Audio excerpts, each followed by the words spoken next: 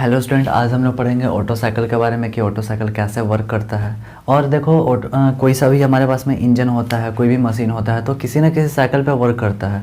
ठीक है, जैसे हमारे पास में अगर डीजल इंजन है तो वो डीजल साइकिल पे वर्क करता है, पेट्रोल इंजन है तो वो फिर ऑटो साइकिल पे वर्क करता है, उसको हम लोग पेट्रोल इंजन नहीं बोलते हैं। ठीक है, तो यहाँ पे हम लोग यही चीज़ें पढ़ेंगे कि ऑटो साइकिल जो है वो कैसे वर्क करता है, यानी कि जो हमारे पास में पेट्रोल इंजन है ये हमारा वर्किंग जो होता है, इसमें जो भी हमारे स्ट्रोक लगते हैं, 4 स्ट्रोक, तो वो कैसे लगते हैं और वो क्या क्या प्रोसेस होता है। ठीक है, तो ऑटो साइकिल में हम लोग को जो पढ़ना होता है वो ग्राफ पढ़ना होता है, यानी कि हम यहाँ पे पीवी डायग्राम और टीएस डायग्राम पढ़ते हैं। तो फिलहाल हम लोग पीवी डायग्राम देखेंगे, मोस्टली पीवी डायग्राम एग्जाम में आता है, तो सबसे पहले हम लोग इसलिए पीवी डायग्राम देखने वाले हैं आज।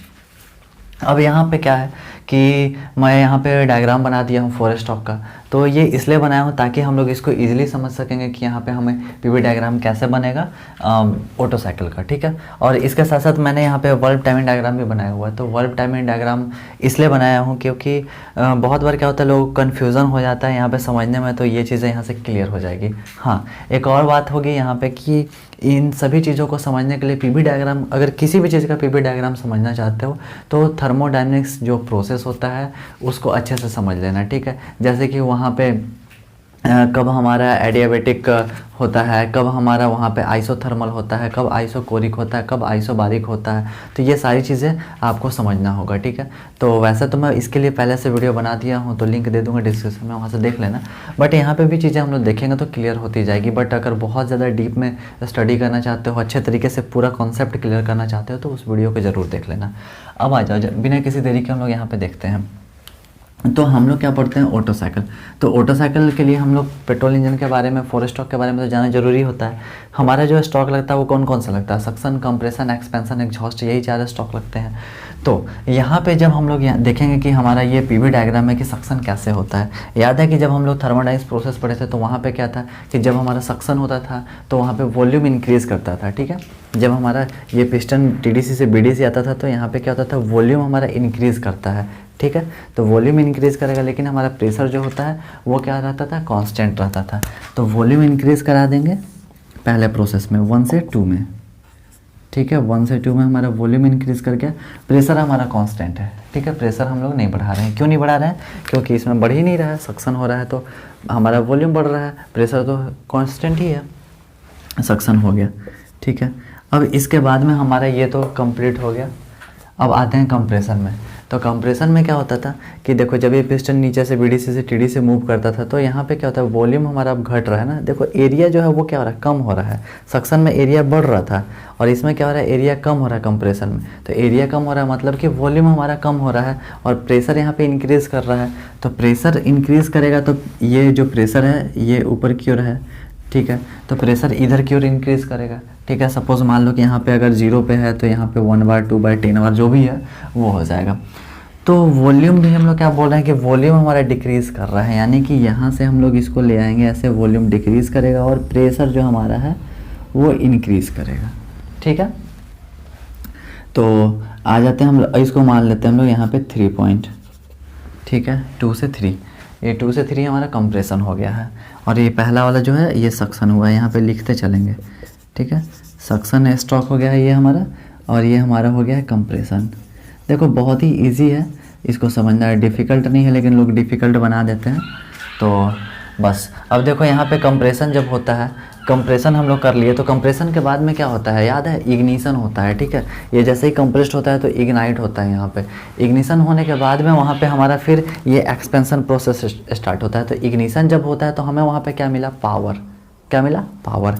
पहले कंप्रेशन हुआ था, कंप्रेशन में हमें कोई भी पावर नहीं मिला, लेकिन जैसे ही इग्निशन होता है तो वहाँ पे हमें क्या मिलता है, पावर। इग्निशन कब होता है, याद है, टीडीसी से 25 डिग्री पहले जब पिस्टन रहता है, यानी कि यहाँ से बीडीसी से कंप्रेस करते हुए जा रहा है और यहाँ पे 25 डिग्री पहले ही टीडीसी के, ये टीडीसी है तो 25 डिग्री पहले ही हमारा इग्निशन हो जाता है।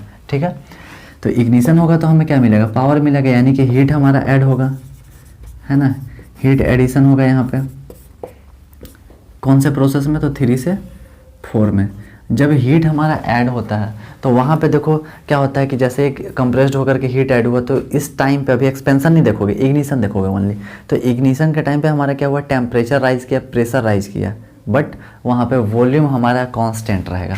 तो यहाँ पे हमने क्या किया, वॉल्यूम को कांस्टेंट रखा, वॉल्यूम नहीं बढ़ा रहे हैं, देखो प्रेशर हमारा बढ़ा। इसके बाद जब 4 पॉइंट पे हम लोग आते हैं तो अब क्या होता है, एक्सपेंसन होगा ना, इग्निशन हो चुका है तो एक्सपेंसन प्रोसेस में क्या होगा कि वॉल्यूम फिर से बढ़ेगा, ठीक है, वॉल्यूम बढ़ेगा और प्रेशर हमारा ड्रॉप करेगा। तो अब देखो यहाँ पे हम लोग क्या करेंगे, वॉल्यूम को फिर से बढ़ा देंगे और प्रेशर हमारा कम हो रहा है। देखो प्रेशर यहाँ पे था, अभी देखो क्या हो गया, प्रेशर हमारा कम हुआ ना, कम हो रहा है, प्रेशर कम हो गया यहाँ पे, ठीक है। तो देखो थर्मोडाइनमिक्स प्रोसेस जब अच्छे से समझ जाते हैं ना तो ये दिक्कतें नहीं आती है। अब देखो यहाँ पे मैं इसको मिटा दे रहा हूँ, कंप्रेशन है, ठीक है। तो क्योंकि अभी डायग्राम बनाना है, मैं यहाँ पे ओनली शॉर्ट में कंप्रेशन लिख दे रहा हूँ। अब यहाँ पे क्या हो रहा है कि एक्सपेंशन हो गया। एक्सपेंशन होने के बाद में फिर कौन सा प्रोसेस होता है, एग्जॉस्ट होता है। तो एग्जॉस्ट के लिए अब देखो यहाँ पे समझने के लिए थोड़ा सा हम लोग को वर्ब टाइमिंग डायग्राम में आना पड़ेगा, क्योंकि हम लोग ये चाहते हैं, मैं स्पेशली मैं ये चाहता हूँ कि कॉन्सेप्ट क्लियर रहे सभी का, ठीक है। तो हम लोग यहाँ पे क्या करेंगे कि जब पिस्टन हमारा एक्सपेंशन प्रोसेस करता है इग्निशन के बाद में, यहाँ से जब ये पिस्टन हमारा यहाँ तक आता है बीडीसी के पास में, बट इसके आने के पहले ही 50 डिग्री पहले ही एग्जॉस्ट वाल्व हमारा ओपन हो जाता है। कहाँ पे हो रहा है, 50 डिग्री पहले, किससे, बीडीसी के पहले। तो यहाँ पे जब हमारा ओपन हो गया, यानी कि इग्निशन हमारा यहाँ पे हुआ था और एक्सपेंशन जो प्रोसेस था वो कहाँ तक चला हमारा, एक्सपेंशन प्रोसेस हमारा यहाँ से लेकर के हमारा ये एग्जॉस्ट वाल्व जहाँ तक ओपन हुआ वहीं तक चला, उससे आगे तो नहीं बढ़ा है। तो इस बीच में एक्सपेंशन हो गया। अब यहाँ से ये जो पिस्टन हमारा बीडीसी तक जाएगा, ठीक है, तो बीडीसी तक जाएगा। अब देखो इसमें पिस्टन में तो हम लोग क्या किए कि यहाँ से इग्निशन होने के बाद में एक्सपेंशन हुआ और यहाँ तक पिस्टन आया। यहाँ तक आने के बाद में यानी कि 50 डिग्री पहले तक आया। अब इसके बाद में क्या होगा, प्रेशर तो कम हो ही गया था, अब एग्जॉस्ट होना शुरू होगा। अब एग्जॉस्ट होगा तो क्या होगा, जैसे ही हमारा एग्जॉस्ट वाल्व ओपन हो जाएगा, ये पिस्टन अभी और नीचे आएगा, बीडीसी आएगा। एग्जॉस्ट वाल्व ओपन हो गया, यानी कि हमारा जो हीट है वो क्या हो रहा है, अब रिजेक्ट हो रहा है ना। हीट तो रिजेक्ट ही हो रहा है, क्योंकि हमारा जो कंप्रेस हुआ है यहाँ पे, तो कंप्रेस होने के बाद में जो भी हमारा फ्यूल था, ठीक है, जो भी हमारा बर्न गैसेस थे, अब वो क्या हो रहा है, अब बाहर निकलेगा एग्जॉस्ट बल्ब से। तो जैसे ही बाहर निकलेगा यानी कि हमारा अब क्या हो रहा है, यहाँ से यहाँ के बाद में अब हीट रिजेक्शन हो रहा है। तो हीट रिजेक्शन होते हुए हम लोग कहाँ पे आ गए, 2 पे आ गए। 1 से 2 चले थे, 2 से 3 चले, 3 से 4, 4 से 5 चले। ये हमारा जो प्रोसेस हुआ ये हुआ हीट रिजेक्शन का, याद रखोगे, लिख लोगे इसको, ठीक है, हीट रिजेक्शन। और यहाँ पे 3 से 4 में हीट एडिशन होगा इसके बाद में। और ये वाला भी लिख लो, एक्सपेंशन। ये कौन सा हुआ, एक्सपेंशन हुआ। अब देखो एक्सपेंशन हम लोग पढ़ लिए, यहाँ पे हीट रिजेक्शन हो रहा है यानी कि एग्जॉस्ट भी पढ़ रहे हैं। तो एग्जॉस्ट हमारा अभी कहाँ पे है, बीडीसी पे है, और बीडीसी से फिर हमारा पिस्टन क्या हो रहा है, ऊपर की ओर जाएगा, ठीक है, एग्जॉस्ट करते हुए सबको बाहर की ओर निकाल रहा है जो भी गैसेस हैं। तो एग्जॉस्ट कर दिया, ये हम लोग आ चुके हैं अभी यहाँ तक। एग्जॉस्ट होने के बाद में हम लोग क्या पढ़ते हैं, हम लोग ये पढ़ते हैं कि जो हमारा एग्जॉस्ट बल्ब यहाँ पे ओपन हुआ था ये क्लोज कहाँ पे होता है, टीडीसी के 20 डिग्री बाद में, पहले नहीं हो रहा। टीडीसी पहुँचे, पिस्टन पहुँच गया, और उसके बाद फिर जब बीडीसी की ओर बढ़ता है, ये क्या हो रहा है, बीडीसी की ओर बढ़ रहा है, तो 20 डिग्री आगे जा करके हमारा एग्जॉस्ट वाल्व बंद होता है। यानी कि ये जब हमारा एग्जॉस्ट स्टॉक लगते रहता है यहाँ पे, ठीक है, एग्जॉस्ट हम लोग लगा दिए और इसके बाद फिर ये आगे की ओर बढ़ रहा है। और ये जो एग्जॉस्ट होने के बाद में हमारा कौन सा स्टॉक लगता है, फिर से सक्शन स्टार्ट हो जाता है। यानी कि हमारा इनलेट बल्ब भी ओपन हो गया और एग्जॉस्ट बल्ब भी हमारा ओपन हो गया है। यही ना पढ़े थे हम लोग। तो यहाँ पे हमारा क्या हो रहा है, ओवरलैपिंग, इसी को बोलते हैं हम लोग, ओवरलैपिंग होता है यहाँ पे।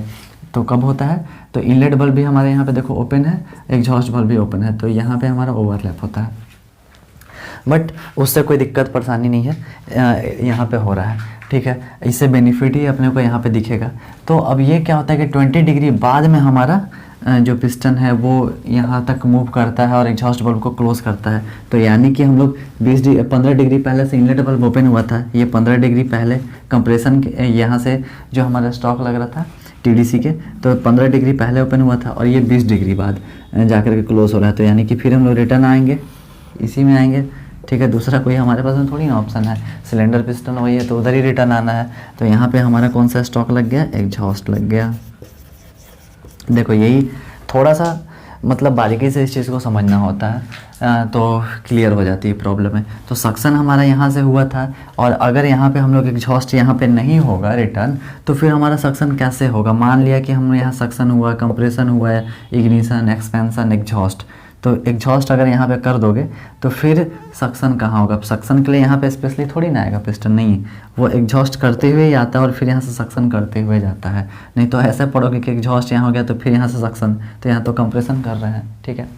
अब चलो ये चीज़ें तो क्लियर हो गई होगी। अब इसके बाद देखते हैं, इसके बाद क्या होता है कि हम लोग जब थर्मोडायनेमिक्स प्रोसेस पढ़ते हैं तो वहाँ पे याद है एक चीज़ हम लोग पढ़े थे कि जब हमारा या तो हीट ना ही बॉडी के अंदर आ रहा है, ठीक है, या फिर हीट अंदर से बाहर भी नहीं जा रहा, तो वो कौन सा प्रोसेस होता है? याद करो।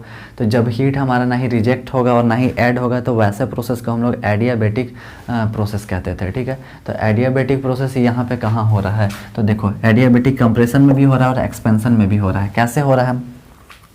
तो ना तो हीट ऐड होगा और ना ही हमारा रिजेक्ट होगा, तो कंप्रेस्ड कर रहे हैं। तो कंप्रेस्ड में क्या हो रहा है? वाल्व तो दोनों हमारा क्लोज है, इनलेट और एग्जॉस्ट का, तो बाहर से कुछ आ रहा है क्या? नहीं आ रहा है। अंदर से बाहर जा रहा है? नहीं जा रहा है। तो फिर ये क्या हुआ? एडियाबैटिक होगा ना, सिंपल सी बात है। तो ये क्या हो गया? एडियाबैटिक कंप्रेशन हो गया। और ऐसा ही हमारा जब इग्निशन होने के बाद में, इग्निशन हुआ तो हीट ऐड हो गया हमारा, ठीक है, लेकिन इसके बाद जब ये फिर बीडीसी की ओर पिस्टन मूव करता है एक्सपेंशन प्रोसेस में, तो इनलेट और एग्जॉस्ट तो क्लोज ही रहता है उस टाइम पे। तो जब इनलेट और एग्जॉस्ट क्लोज है तो ना ही हीट अंदर आएगा और ना ही हीट अंदर से बाहर जाएगा। तो वो क्या, कौन सा प्रोसेस हो गया? एडियाबैटिक एक्सपेंशन प्रोसेस हो गया, ठीक है। आ जाओ एक बार फिर से देख लेते हैं। तो पीवी डायग्राम ये हमारा है, यानी कि प्रेशर वॉल्यूम डायग्राम है। और यहाँ से 1 से 2 हमारा जो स्टॉक लगता है वो सक्शन का होता है, 2 से 3 हमारा एडियाबैटिक कंप्रेशन होता है, 3 से 4 हमारा हीट एडिशन होता है, 4 से 5 हमारा एडियाबैटिक एक्सपेंशन होता है, और 5 से 2 जो हमारा होता है वो हीट रिजेक्शन होता है, और 2 से 1 फिर हम लोग अगर आते हैं तो वो एग्जॉस्ट होता है, ठीक है। तो आई होप कि अब इस चीज़ को लेकर के तो डाउट नहीं रहेगा कभी भी कि ये कैसे वर्क करता है ऑटो साइकिल, ठीक है। और ऑटो साइकिल में हमें पीवी डायग्राम कैसे पढ़ना होता है। एग्ज़ाम में जब भी अगर ये क्वेश्चन आता है तो ये डायग्राम बनाओगे, पीवी डायग्राम, ये वर्किंग दिखाओगे। अगर मन करता है तो ये वर्ब टाइमिंग डायग्राम बना सकते हो। अगर ऐसा हो रहा है कि बहुत बार क्या होता है कि एग्ज़ाम में कुछ याद नहीं आ रहा है, पेज भी भरना होता है, तब इसको बना दोगे तो एक पेज का भी हो जाएगा, तो नंबर मिल ही जाएगा, ठीक है। बट ये गलत नहीं है अगर बनाते हो तो। और ये अगर मतलब वैसा कुछ इंपॉर्टेंट नहीं होता है कि इसको बनाना ही बनाना होता है। ऑटो साइकिल में बनाते हो तो भी ठीक है, नहीं बनाते हो तो भी ठीक है, नंबर तो मिलेगा ही। बट ये और ये दोनों मस्ट है, ये बनाना, वर्किंग जरूर बनाना।